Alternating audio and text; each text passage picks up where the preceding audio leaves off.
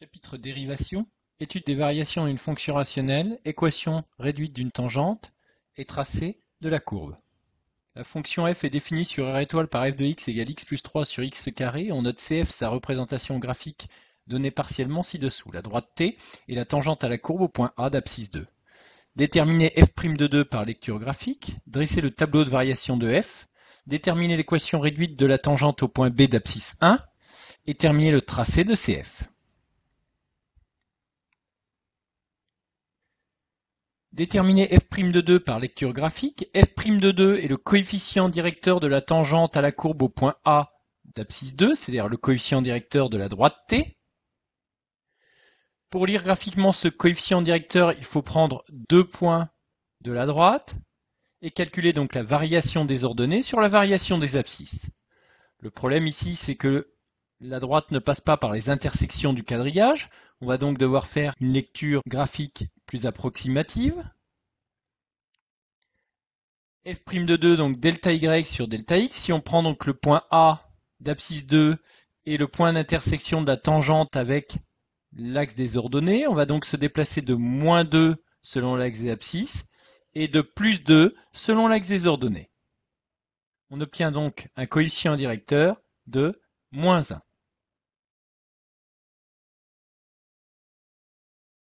Dresser le tableau de variation de la fonction f, on va donc calculer la dérivée de f, il faudra ensuite étudier son signe, puis dresser le tableau de variation.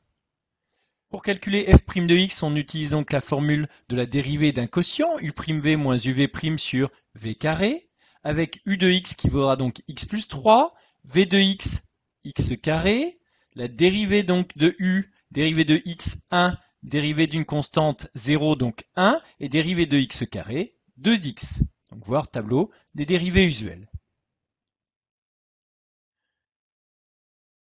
On a donc f' de x égale u'v moins uv' sur v carré. Il suffit donc de remplacer u'v, u et v' par leurs expressions. On obtient donc u'1 fois v x carré, moins, attention parenthèse ici devant le signe moins, attention parenthèse ici après le signe moins, donc x plus 3 pour la fonction u multiplié par v', 2x. On distribue ensuite 2x sur x plus 3, donc 2x carré plus 6x, puis on change les signes dans la parenthèse précédée du signe moins, donc moins 2x carré, moins 6x. La dérivée, donc moins x carré moins 6x sur x carré au carré, c'est sur x puissance 4. Pensez à contrôler ce calcul de la dérivée avec la calculatrice. On utilise donc le menu table. On saisit en y1 l'expression de f, c'est-à-dire x plus 3 sur x carré. En y2, l'expression obtenue pour f', c'est-à-dire moins x carré moins 6x sur x puissance 4. On vérifie que l'option dérivative Shift menu est sur On. Éventuellement, on paramètre le début et la fin du tableau de valeurs. Par exemple, ici, on peut aller de moins 10 jusqu'à 10 avec un pas 1. Les valeurs affichées pour y'1 et y2 doivent être égales. y'1, nombre dérivé calculé par la calculatrice. y2, nombre dérivé calculé avec la fonction dérivée que l'on a obtenue. Il faut ensuite étudier le signe de f' de x. Le dénominateur x puissance 4 ou bien x carré au carré est strictement positif. Autrement dit, la dérivée sera du signe de moins x carré moins 6x, polynôme du second degré. Il faut donc chercher les racines de moins x carré moins 6x, mais ici, le coefficient c est nul. On peut donc éviter de calculer le discriminant delta en factorisant x. Et donc x égale 0, bien x égale moins 6. Les deux racines sont donc 0 et moins 6. On peut donc ensuite dresser le tableau de variation de f. Donc ensemble de définition R privé de 0, il faudra donc placer les deux racines et la valeur interdite, donc 0 et moins 6, double barre en 0, la dérivée s'annule aussi pour x égale moins 6, signe de A à l'extérieur des racines qui vaut moins 1, le coefficient de x carré, Et donc on a une fonction décroissante, puis croissante, et ensuite, après 0, décroissante. Il faut aussi calculer f de moins 6. On peut de nouveau reprendre le tableau de valeurs de la calculatrice avec moins 6 exe. On obtient que l'image de moins 6 est environ égale à moins 0,08 ou moins 0,083.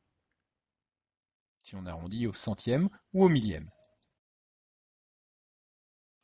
Déterminer l'équation réduite de la tangente à la courbe au point B d'abscisse 1, il va donc falloir calculer f de 1 et f' de 1. F de 1, donc 1 plus 3 sur 1 au carré, 4. Et f' de 1, moins 1 au carré, moins 6 fois 1 sur 1 puissance 4, c'est-à-dire moins 7. Là aussi, avec les fonctions saisies dans la calculatrice, on peut vérifier rapidement que pour x égale 1, y égale 4 et f' de 1 égale moins 7. La tangente au point B a donc pour coefficient directeur moins 7 et passe par le point de coordonnées 1, 4. Elle admet donc une équation réduite de la forme y égale moins 7x plus p, puisque moins 7 est le coefficient directeur de cette tangente.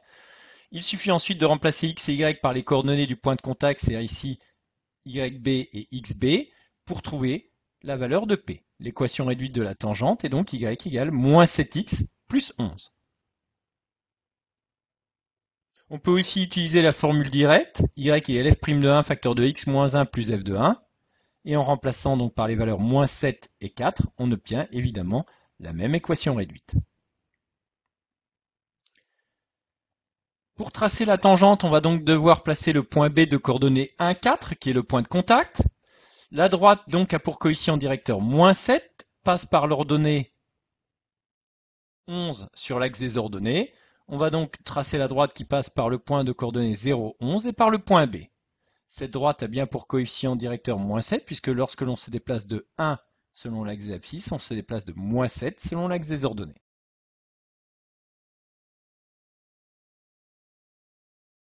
Pour tracer la courbe avec précision, on peut utiliser le menu table pour trouver les coordonnées de quelques points de la courbe.